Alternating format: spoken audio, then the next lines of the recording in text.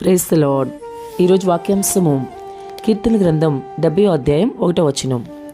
దేవా, నన్ను విడిపించుటకు త్వరగా రమ్ము. యెహోవా, నా సహాయమునకు త్వరగా రమ్ము. ఆమేన్. హల్లెలూయా. ప్రభు ఈ వాక్య భాగం నుండి ఈరోజు మనతో ఏం మాట్లాడుతున్నారో చూద్దాం. కీర్తనాకారుడు ప్రభువుని వేడుకుంటున్నాడు. నన్ను విడిపించుటకు, నాకు సహాయం చేయుటకు త్వరగా రమ్ము అని అడుగుతున్నాడు. విడిపించుట అనగా అనారోగ్యం నుండి, ఒకవేళ నీకు వింటున్న సహోదరుడా, అనారోగ్యం నుంచి విడుదల కావాలా? అప్పుల బాధ నుంచి విడుదల కావాలా?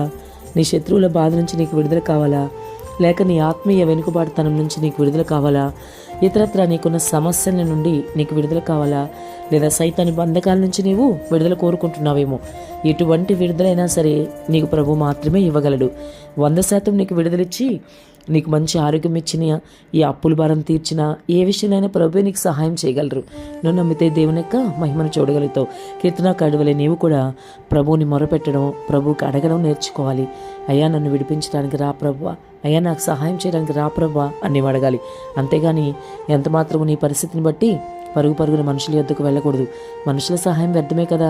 మరి మనుషుల మీద ఆధారపడడం మానేసి ప్రభు మీద ఆధారపడడం నేర్చుకోవాలి. కాబట్టి కీర్తనాకారుడి అనుభవం నీకు కూడా ఈరోజు అందరికీ, నీకు నాకు అందరికీ రావాలి. మరి మొరపెట్టే అనుభవంలోకి మనం రావాలి. అంతేకాదు, మనల్ని విడిపించుటకు, సహాయం చేయటకు ప్రభు మాత్రమే సమర్థులని మనం నమ్మగలగాలి. ఈ సహాయము అనగా ఏ విషయంలో అయినా సహాయం కావాలని నువ్వు కోరుకుంటున్నా సరే, స్నేహితులు చేసే అవమానాలు ఉంటాయి, చాలాసార్లు మంది బాధపడుతూ ఉంటాయి. వాటి నుంచి బయటపడడానికి ప్రభు సహాయం కావాలి. లేదా కొన్నిసార్లు పోషించబడలేని పరిస్థితులు ఉంటే మనకి ఆ ఆర్థిక సమస్య నుంచి విడుదల కోసం ప్రభు యొక్క సహాయం మనకు కావాలి. లేదా వేధిస్తున్న అనారోగ్యము, వెంటబడుతున్న ఆర్థిక సమస్యలు, ఇలా రకరకాల సమస్యలతో మన జీవితం కొనసాగుతూ ఉంటే వాటి నుంచి విడుదల కోసం మనకు సహాయం అవసరం అవుతుంది. లేదా మంచి భక్తి చేసి పరలోకం చేరుకోవాలన్నా సరే మనకు ఖచ్చితంగా ప్రభు సహాయం కావాల్సిందే కదా. ఆయన సహాయం లేకుండా మనం ఏది చేయలేం. కానీ చాలామంది క్రైస్తవులు ఏమనుకుంటారంటే, నాకు దేవుని సహాయం అక్కర్లేదు, నేను చాలా మంచి భక్తి చేస్తున్నాను, నేను 100% గొప్పవాడిని, నేను నా కాళ్ళ మీద నిలబడ్డాను అనుకుంటారు. కానీ అటువంటి వాళ్ళ గురించి దేవుడు ఏం చెప్తున్నాడు? అదంతా వాళ్ళ గొప్పతనం కాదు, దేవుని కృప.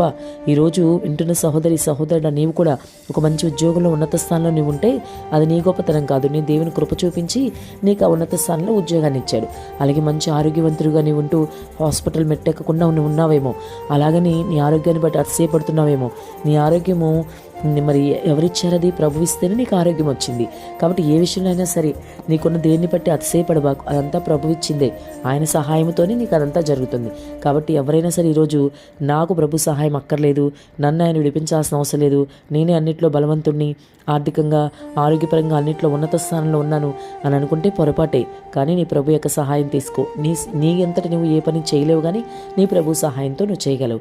ఒకవేళ వింటున్న సహోదరా, ఏ విషయంలో నువ్వు అతిశయపడుతూ ప్రభు సహాయం అక్కర్లేని అని అనుకునే స్థితిలో ఉంటే ఇప్పుడే నీ ఆలోచన విధానం మార్చుకో, నీ గర్వమును, అహంకారమును తగ్గించుకో.